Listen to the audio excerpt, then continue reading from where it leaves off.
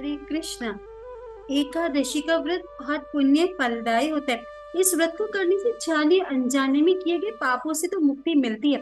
साथ में जितने भी प्रकार के दान होते हैं, जैसे स्वर्ण दान, भूमि दान, अन्न दान, गौदान, कन्यादान, तो तपस्या, तीर्थ यात्रा एवं अश्वमेध यज्ञ, यह करने से जो पुण्य प्राप्त होता है उतना ही पुण्य एकादशी के व्रत को करने से प्राप्त होता है। हम वैवर्त पुराण में भगवान श्री कृष्ण और युधिष्ठिर महाराज के संवाद में देखिए अन्नदा एकादशी के महत्व का वर्णन हमें मिलता है। युधिष्ठिर महाराज ने प्रश्न किया कि हे कृष्ण, भाद्रपद कृष्ण पक्ष में आने वाली एकादशी का नाम क्या है? कृपया विस्तार से आप वर्णन करें। तब ये सुनकर भगवान श्री कृष्ण ने कहा, हे राजन, सब पापों को नष्ट करने वाले इस एकादशी का नाम अन्नदा है। वे इसे अजा एकादशी के नाम से भी जानते हैं। इस व्रत का पालन करके जो कोई भी भगवान ऋषिकेश की पूजा करता है वह सब पापों से मुक्त हो जाता है। बहुत पहले भगवान श्री रामचंद्र के वंश में हरिश्चंद्र नामक एक सम्राट हुए।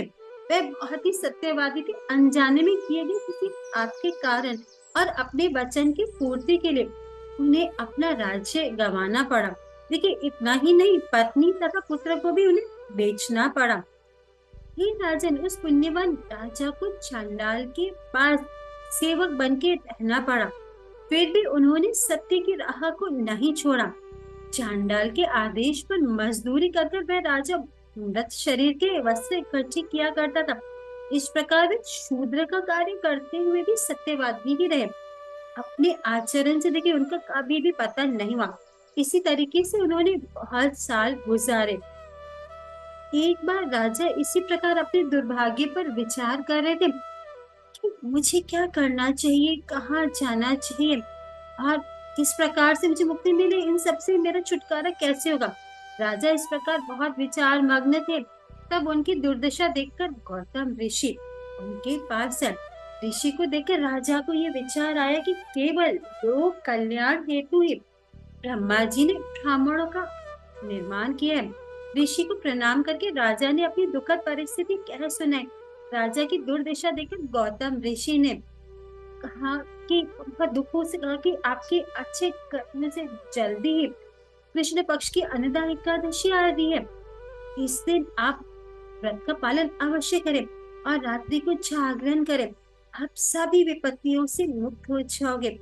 हे राजन, केवल आपके लिए मैं यहाँ आया था। राजा को उपदेश देकर गौतम ऋषि बाहर से अंतर्ध्यान हो गए।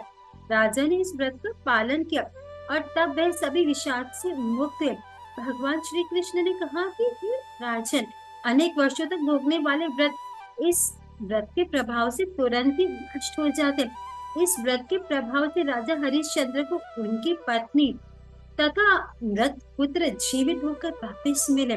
उनका राज्य भी उन्हें प्राप्त हुआ और तब कुछ सालों के बाद राजा हरिश्चंद्र अपने संबंधियों तथा प्रजा सहित भगवत धाम को गए। हे राजन, जो कोई भी इस व्रत का पालन करेगा उसे आध्यात्मिक जगत की प्राप्ति होगी।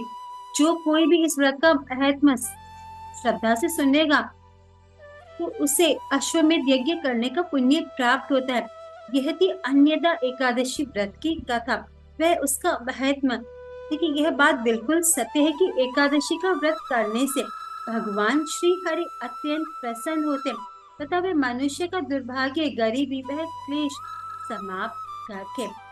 पर देखिए समझने वाली बात तो यहाँ ये है ना कि जो भगवान श्री हरि अपनी भक्ति से प्रसन्न होकर या हरि भक्ति के एक अंग एकादशी से प्रसन्न होकर हमारा दुर्भाग्य हमेशा हमेशा के लिए मिटा सकते हैं।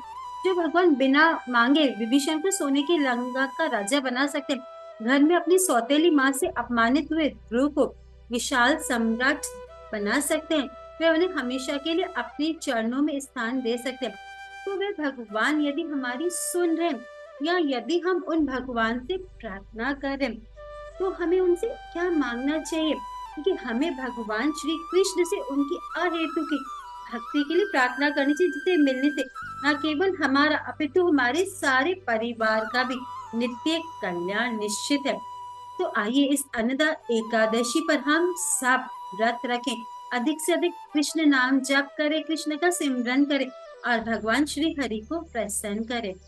अधिक से अधिक नाम जप करें, भक्तों का संग करें, वैष्णवों की, गुरुओं की सेवा करें और कृष्ण कथा सुने, कृष्ण कथा कहें, इस एकादशी का महत्व का श्रवण करें।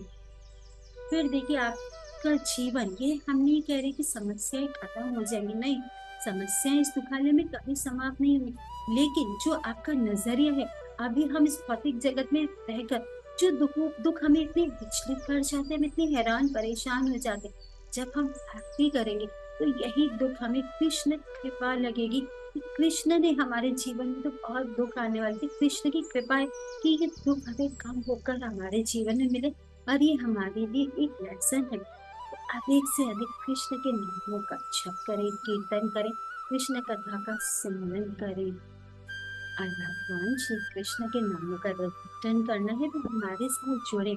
एकादशी पर जैसे हमारा ऑनलाइन सेशन होता है तो उसमें जरूर जुड़िएगा, जो कि इंस्टाग्राम, फेसबुक और यूट्यूब पे होता है, जिसका नोटिफिकेशन हमारी टीम व्हाट्सएप ग्रुप और आपके यूट्यूब पोस्ट पे डाल देगी।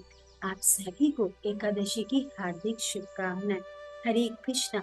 एकादशी महामहोत्सव की जय।